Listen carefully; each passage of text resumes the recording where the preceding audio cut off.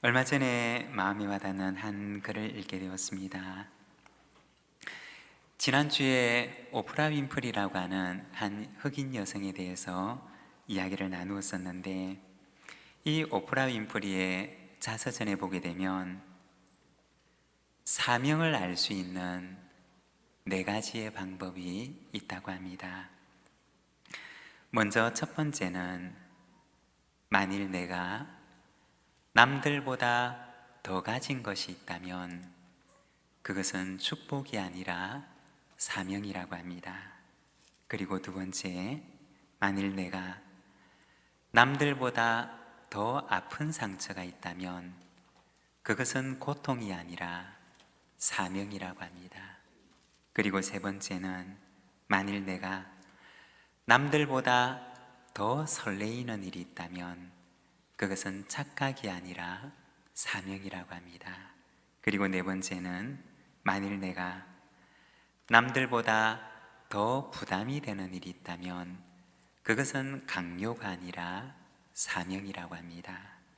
여러분, 만일 나에게 남들보다 더 가진 것이 있다면, 남들보다 더 아픈 것이 있다면, 남들보다 더 설레이는 일이 있다면, 그리고 남들보다 더 부담이 되는 일이 있다면, 어쩌면 그것은 하나님께서 주신 사명이라고 하는 사실을 우리가 기억하시기를 바랍니다.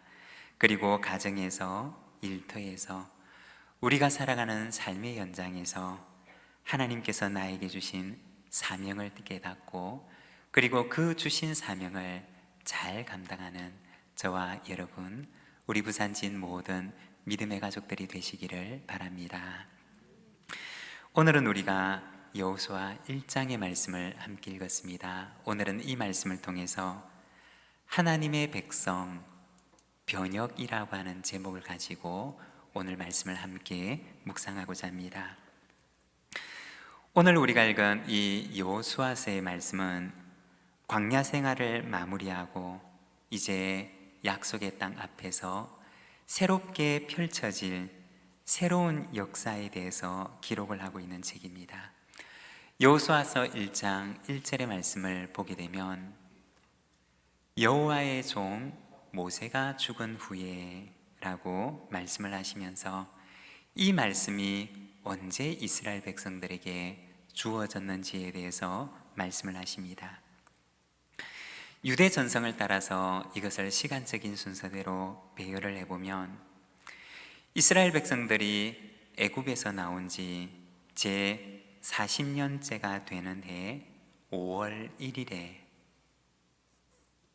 모세와 함께, 그리고 이스라엘 백성들과 함께 나왔던 제사장 아론이 죽게 됩니다. 그리고 그로부터 6개월 뒤에는 광야 생활을 인도해 왔던 모세가 제40년 12월 1일에 죽음을 맞이하게 됩니다. 그리고 이스라엘 백성들은 그 다음 해가 되는 제41년 1월 10일에 요단강을 건너가게 되는데, 바로 요단강을 건너가기 그 직전인 제41년 1월 1일에 오늘 우리가 읽고 있는 여호수아서 1장에 나와 있는 여호수아를 향한 하나님의 명령이 선포되는 것입니다. 40년간의 광야 생활을 끝내고 41년째가 되는 해의 첫날에 하나님께서는 여호수아를 불러 약속의 땅을 향한 새로운 사명을 주셨던 것입니다. 약속의 땅을 정복하라고 하는 사명을 하나님께서는 여호수아에게 주셨던 것입니다. 여러분, 하나님께서 오늘 여호수아에게 말씀하고 계시는 그 약속의 땅은 과연 어떤 곳일까요? 오늘은 우리가 이 여호수아 1장 말씀을 통해서 약속의 땅에 대해서 우리가 말씀을 함께 묵상하고자 합니다. 하나님께서 말씀하신 약속의 땅은 과연 어떤 곳일까요?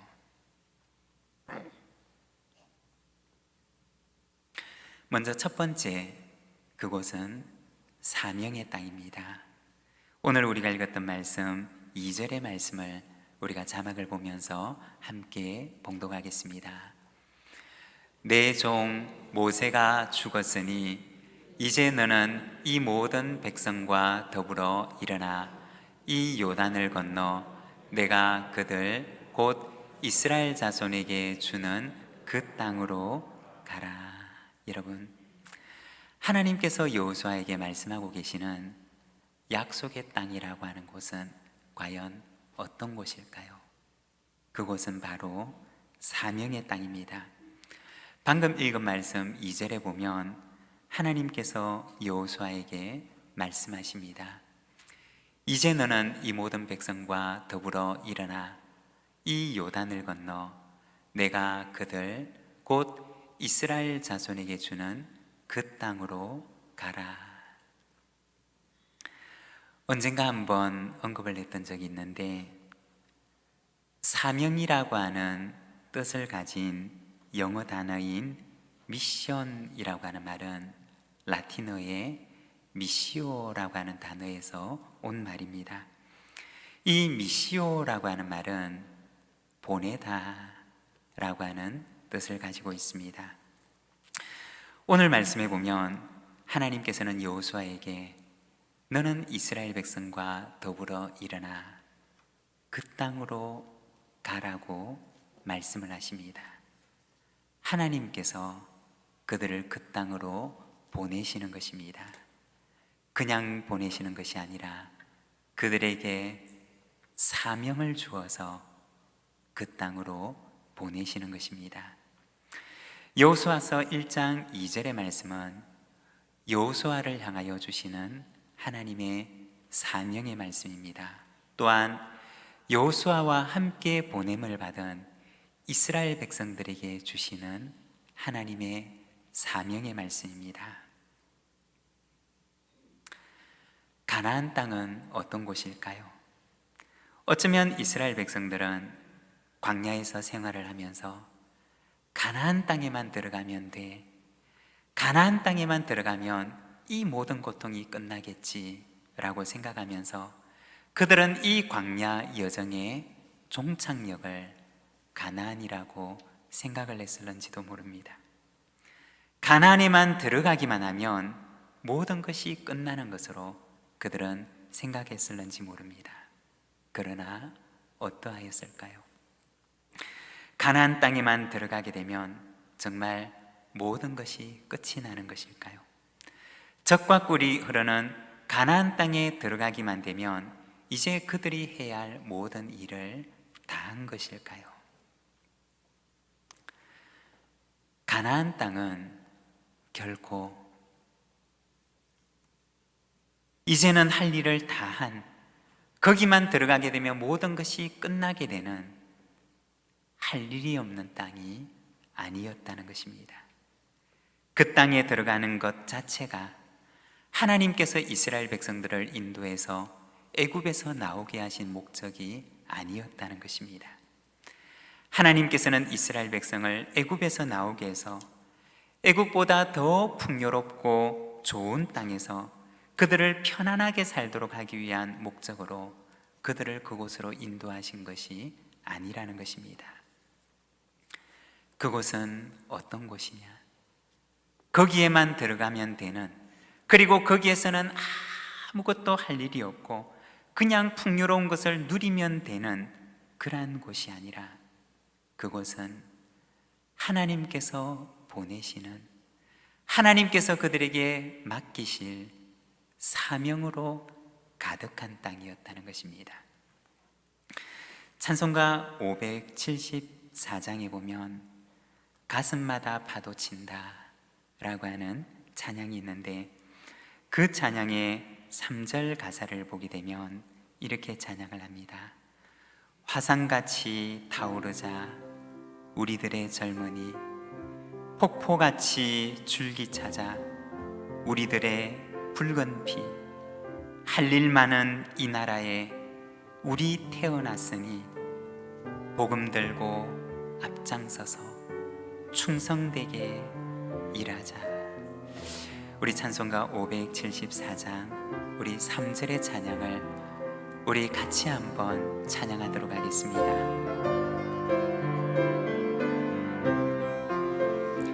화산같이 타오르자 우리들의 젊은이 폭포같이 줄기 찾아 우리들의 붉은 피 할일 많은 이 나라에 우리 태어났으니 복음 들고 앞장서서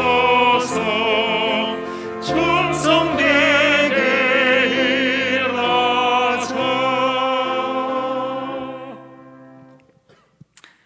여러분, 그렇습니다. 약속의 땅은 아무런 할 일이 없는 땅이 아니라 그곳은 하나님께서 주신 사명으로 가득한 땅이었습니다. 하나님께서 그곳에 보내셔서 그들에게 시키실 사명이 있어서 그들을 보내시는 땅이 바로 약속의 땅 가나안이었던 것입니다. 사랑하는 여러분, 하나님께서는 여호수아를 그리고 이스라엘 백성들을 그곳 사명의 땅, 약속의 땅으로 보내십니다. 하나님께서는 오늘 우리를 할 일이 많은 이 땅에 보내십니다.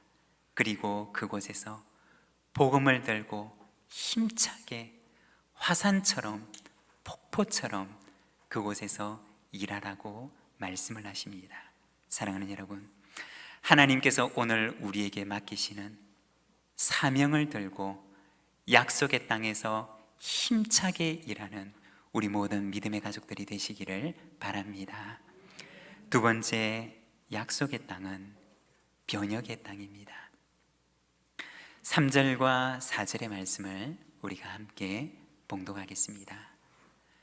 내가 모세에게 말한 바와 같이 너희 발바닥으로 밟는 곳은 모두 내가 너희에게 주었노니 곧 광야와 이 레바논에서부터 큰 강, 곧 유브라데 강까지 해쪽 속의 온 땅과 또 해지는 쪽 대해까지 너희의 영토가 되리라. 아멘. 여기 3절의 말씀을 보게 되면 하나님께서는 너희가 발바닥으로 밟는 곳은 모두 너희에게 주었다고 말씀을 하십니다. 그리고 4절에서는 그곳이 너희의 영토가 되리라고 말씀하십니다. 그리고 이어서 나오는 6절에서는 강하고 담대하라. 너는 내가 그들의 조상에게 맹세하여 그들에게 주리라 한 땅을 이 백성에게 차지하게 하리라. 하나님께서는 여호수아에게 내가 그들에게 준 그 땅을 너는 이 백성으로 하여금 차지하게 할 것이다 라고 말씀을 하십니다. 그 땅을 차지하고 그 땅이 너희의 영토가 될 것임을 말씀하셨던 것입니다. 그곳은 어떤 곳이냐? 창세기 15장 16절에 보면 하나님께서 아브라함에게 말씀하시는데 훗날 그의 후손들이 그 땅을 차지하게 될 것을 말씀하십니다.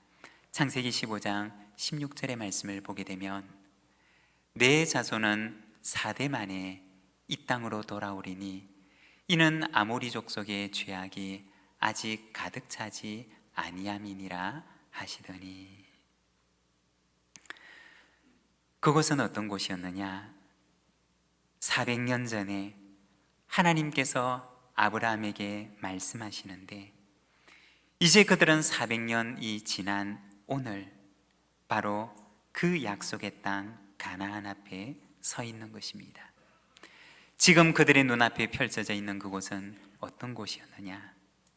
400년 전에 하나님께서 말씀하셨던 것처럼 지금은 죄악으로 가득한 곳이었습니다.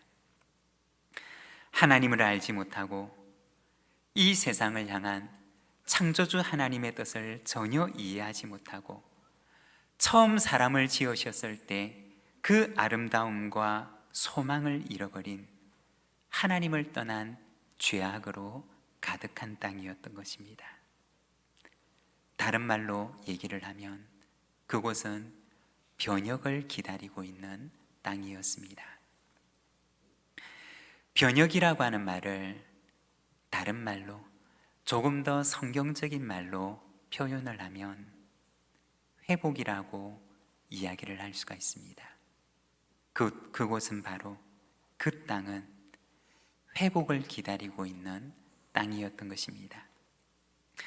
하나님께서 세상을 지으셨을 때 그 처음의 모습, 그 처음의 소망, 그 처음의 아름다움을 회복해야 할 사명이 기다리고 있는 땅이 바로 하나님께서 여호수아와 이스라엘 백성들을 보내시는 땅이었던 것입니다. 우리 교회의 사명은 삶의 현장을 하나님의 나라로입니다. 이 사명은 회복에 대한 사명입니다. 하나님께서는 여호수아에게 그리고 이스라엘 백성들에게 이와 같은 삶의 현장을 하나님의 나라로 변화시키는 변혁의 사명, 회복의 사명을 주셨던 것입니다. 며칠 전에 선교사 지원대회 준비를 위해서 서울에서 오신 목사님과 대화를 나누면서 저의 마음속에 한 가지 꿈과 그리고 비전이 생겨나게 되었습니다. 이분은 우리나라에서 젊은이들의 문화 중심지가 되는 대학로에서 교회를 개척하고 젊은이들의 그 문화 중심지 한가운데서 사역을 하고 계시는 분이십니다. 그런데 이분과 대화를 나누면서 이분이 저의 마음속에 도전을 주셨는데, 부산이라고 하는 도시 곳곳에 캠퍼스를 만들어서 젊은이들이 모이는 곳에 공간을 만들고 사람과 도시와 문화를 변혁시키는 사역을 해보라고 하는 도전을 주셨습니다. 저는 그분의 말씀을 듣고서 어쩌면 이것이 하나님께서 오늘 나에게 주시는 말씀인지 모른다 라고 생각을 하였습니다. 그리고 지난 주중부터 저는 기도하기 시작했습니다. 사람과 도시와 문화를 변화시키는 우리 부산진교회가 되게 하여 주시옵소서. 만일 이것이 하나님께서 주신 도전과 비전이라면 저는 이 비전을 하나님께서 이루어 주실 줄로 믿습니다. 여러분, 오늘 우리가 서 있는 이곳은 하나님께서 우리를 가라고 말씀하시는, 하나님께서 우리를 보내시는 사명의 땅입니다. 그리고 하나님께서 우리를 보내셔서 그곳을 변화시키는 변혁의 사명과 회복의 사명을 주시는 약속의 땅입니다. 사랑하는 여러분, 하나님께서 우리를 보내시는 곳, 오늘 우리가 서 있는 이 삶의 현장에서 하나님의 나라를 회복해가는 변혁의 사명을 감당하는 우리 모든 하나님의 백성들이 되시기를 바랍니다. 그리고 세 번째, 약속의 땅은 강하고 담대함을 요구하는 땅입니다. 7절에서 9절까지 말씀을 보게 되면 오직 강하고 극히 담대하여 나의 종 모세가 내게 명령한 그 율법을 다 지켜 행하고 우로나 좌로나 치우치지 말라. 그리하면 어디로 가든지 형통하리니 이 율법책을 내 입에서 떠나지 말게 하며 주야로 그것을 묵상하여 그 안에 기록된 대로 다 지켜 행하라. 그리하면 내 길이 평탄하게 될 것이며 내가 형통하리라. 9절의 말씀 함께 읽겠습니다. 내가 내게 명령한 것이 아니냐? 강하고 담대하라. 두려워하지 말며 놀라지 말라. 내가 어디로 가든지 내 하나님 여호와가 너와 함께하느니라 하시니라. 아멘. 오늘 말씀에 보면 약속의 땅에서 변혁과 회복의 사명을 하나님께서 여호수아에게 주시면서 3번이나 반복해서 들려주시는 말씀이 있는데, 그것은 바로 강하고 담대하라고 하시는 말씀이었습니다. 그리고 또 한 가지, 율법에서 좌로나 우로나 치우치지 말라고 말씀을 하십니다. 왜 하나님께서는 여호수아에게 그리고 이스라엘 백성들에게 강하고 담대할 것을 말씀하셨을까요? 좌로나 우로나 치우치지 않는다고 하는 말은 어떤 사람이 목적지를 향해 가는데 길을 벗어나서 엉뚱한 마을이나 엉뚱한 지역으로 가는 일이 없도록 조심하라고 하는 당부입니다. 하나님을 경외함이 없고 세상의 우상으로 가득한 가나안에서, 그리고 이 땅에서 길을 잃고 엉뚱한 곳으로 가지 않기 위해서는 하나님을 절대 신뢰하고 하나님의 말씀에 절대 순종하며 하나님만 바라보는 강하고 담대한 믿음이 그들에게 필요했기 때문이었던 것입니다.